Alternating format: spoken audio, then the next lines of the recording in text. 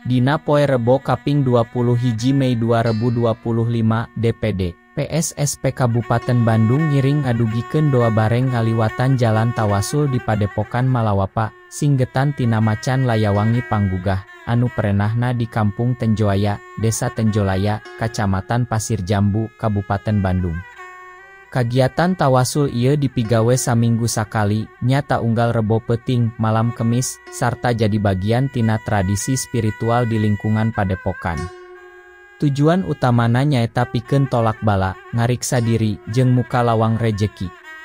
Dina kasempetan eta, Kasepuhan Malawapa, nyaeta Abah Pitra, ngahaturkeun nuhun ka DPD PSSP Kabupaten Bandung anu kersa sumping, ngilu ngadoa, sarta ngagelar tarian diring ku musik buhun tarawangsa, nu nambihan kagungan jeung kekusyuan kagiatan eta.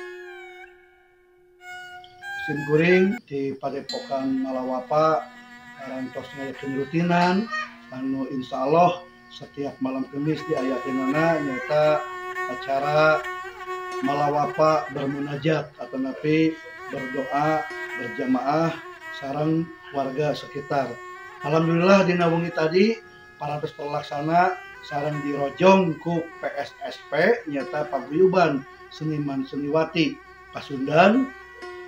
Aya langkungna oge wengi tadi ngayakeun oge acara seni buhun nyata tarawangsa sareng kacapi suling.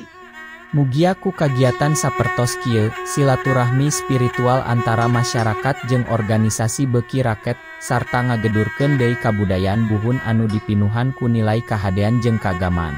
Ngahaturkeun nuhun nuhun laksa ketika binghan ka pangarsana Paketum Kumbu sareng Abah anu tos jarengan kegiatan silaturahmi DPD Kabupaten Bandung anu ngaeksplor jalur Pacira.